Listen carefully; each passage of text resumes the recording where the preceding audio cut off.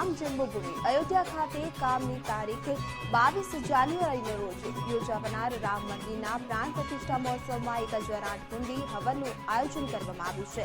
આ હવન દરમિયાન ભાગ લેનાર તમામ લોકોની દરેક સુવિધા માટે ઓનલાઈન સોફ્ટવેર મારફતે ભાવનગરથી યાત્રાધામ ORG કંપની દ્વારા QR કોડની મદદથી દરેક લોકોની તમામ માહિતી સાથે 24 કલાક ઓનલાઈન ટેલિકોલર સુવિધાની વ્યવસ્થા પૂરી પાડવામાં આવશે અને આ IT કંપની દ્વારા કોઈ પણ પ્રકારનો ચાર્જ લીધા વગર નિઃશુલ્કપણે આ સેવાકીય કાર્ય રામ જન્મભૂમિ ખાતે પૂરું પાડવામાં આવશે। અમને ખૂબ જ આનંદ થાય છે કે અમે જે અયોધ્યામાં 22મી તારીખે પ્રાણ પ્રતિષ્ઠા મહોત્સવ થઈ રહી છે, સાથે સાથે એનો એક અભિન્ન ભાગ ગણાતા શ્રી રામભદ્રાચાર્યજી, જગતગુરુ શ્રી રામભદ્રાચાર્યજીનો એક 1008 કુંડી હનુમંત મહાયજ્ઞ એ પણ થવા જઈ રહ્યો છે 14 તારીખથી 22 તારીખ સુધી અયોધ્યામાં જ।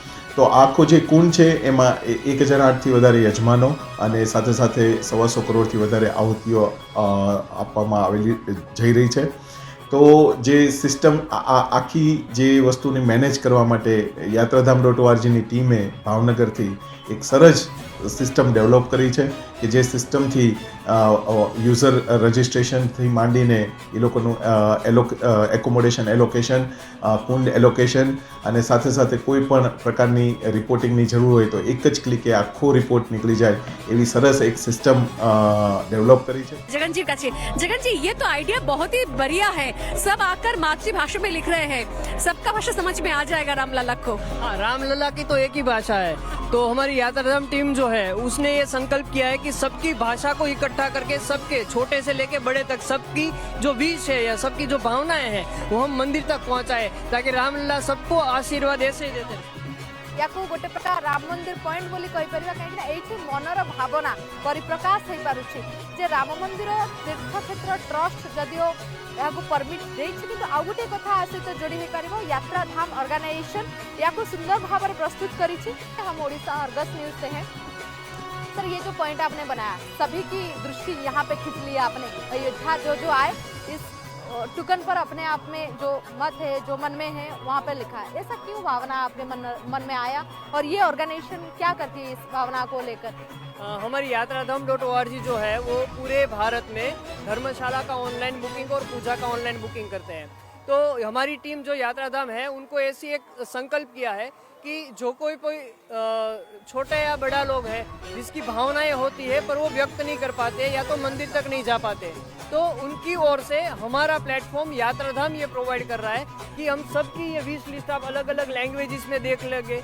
कई भाषाएं हैं यहाँ पे, छोटा बच्चा भी लिखता है और बड़ा भी लिखता है। तो सबकी ओर से यात्राधाम टीम संकल्प कर रही है कि मंदिर तक हम ये सबके मैसेज पहुंचाएंगे। विश बोर्ड जे छे ते भगवान सुधी लई जवानुं जेमणे बेडું ઝડપ્યું છે એવા ગુજરાતી ભાઈઓ આપણી સાથે છે। જરા મને જણાવો કે આ વિશ બોર્ડનો વિચાર કેવી રીતે આવ્યો? હવે જનરલી એવું હોય છે કે દરેક લોકોની પોતાની લાગણીઓ હોય છે પણ બધા ત્યાં સુધી પહોંચી નથી શકતા। ઘણા લોકો એવું હોય છે કે અંદર ઘણી બધી લાગણીઓ હોય છે પણ કોઈને બતાવી નથી શકતા।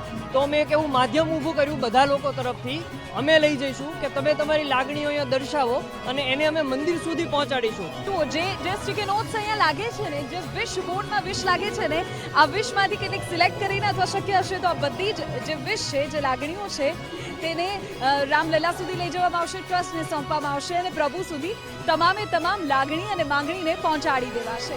कुणी म्हटलेलं आहे, कुणी राम नाम इकडे लिहिलेलं आहे, कुणी म्हटलेलं आहे की सनातन धर्माचं आता भलं होणार आहे आणि बाकीच्या गोष्टी आहेत, सगळ्यांचं कल्याण हो, ना भूतो ना भविष्यती अयोध्याचं मंदिर बनत आहे। मराठी कमेंट दिसते, ना भूतो ना भविष्यती अयोध्याचं मंदिर बनत आहे असं लिहिलेलं आहे। मेरा काम पूरा करे, कोणी आपल्या व्यक्तिगत मागण्या व्यक्त केलेल्या आहेत, भावना आहेत प्रत्येकाच्या, छोट्या छोट्या भावना आहेत त्या आपल्या मदत, कोणी इच्छा व्यक्त केलेली है, कोणी प्रार्थना केलेली आहे।